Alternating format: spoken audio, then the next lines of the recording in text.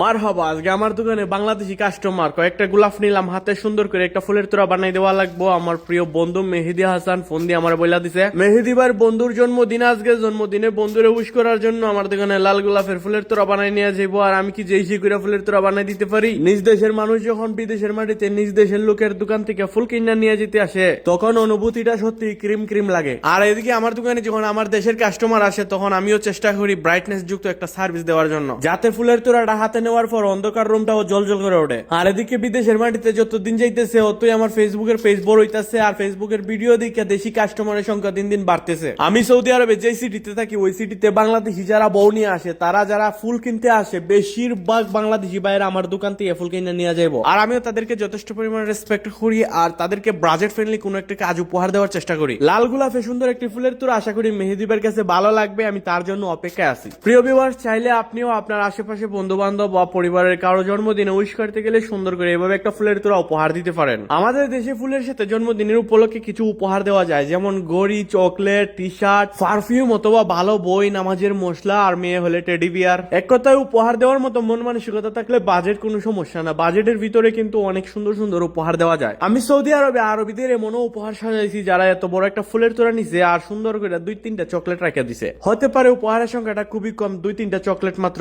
একজনের ফুলের তোড়ার সাথে 2-3টা চকলেট করে যে দেওয়া যায় উপহার, এটা সৌদি আরবে এসে আমি দেখছি। তবে এই জায়গায় কোনো বাধা নেই, যার যেটা মন চায় সেটাই উপহার দিতে পারে। আর এই দেশে যে উপহার পায় সে কখনো বলে না যে এত কম উপহার, এত ছোট উপহার, কারণ উপহার পাওয়া ব্যক্তিটা এটা নিয়ে সন্তুষ্ট থাকে যে একজন মানুষ তারে স্মরণ করছে, স্মরণ করে হইলো কিছুটা উপহার পাঠাইছে, তারে সম্মান জানাইছে। তো ভিউয়ার্স, মেহেদিবার জন্য আমি জাকজমক একটা ফুলের তোড়া বানানোর চেষ্টা করতেছি। আর এই পেপারটা আমার দোকানে ছিল না, আমি সামনে আমার এক বন্ধুর দোকান থেকে নিয়ে আসছিলাম। যখন কোনো কাস্টমার আমাকে বলে নিজের ইচ্ছা মতো একটা কাজ করে দেওয়ার, সুন্দর করে একটা ফুলের তোড়া বানাই দেওয়ার, তখন আমি লাল গোলাপ দিয়ে এই ডিজাইনটা বানাই দিই। লাল গোলাপের সাথে এই কার্টুন কালার পেপার খুব সুন্দর একটা লুক দেয়। আর আজকে আমি যে ফুল দিয়ে কাজ করতেছি, এই ফুলগুলা 10-12 দিনও নষ্ট হবে না যদি মেহেদিবার বন্ধু কি করে বাসার মধ্যে পানির মধ্যে গুড়াগুলা ভিজায় রাখে ফুলের। আর শীতের দিন ফুল তেমন একটা নষ্ট হয় না। শীতের দিন আমরা একদিন ফুল নামাইলে 4-5 দিন রাইকা বিক্রি করতে পারি। হাতে সময় খুবই কম, অন্যদিকে কাস্টমার এসে আবার আরেকজন দাঁড়ায় রয়েছে, কাজটা শেষ করে আরেকটা কাজের অর্ডার নিতে হবে। ফুল সুন্দর, আর ফুল সুন্দর করে সাজাইতে গেলে যথেষ্ট পরিমাণ সময়ের প্রয়োজন। ধীরে সুস্থিরে কাজ করলে কাজের গুণগত মান ভালো হয়, ফিনিশিং সুন্দর হয়।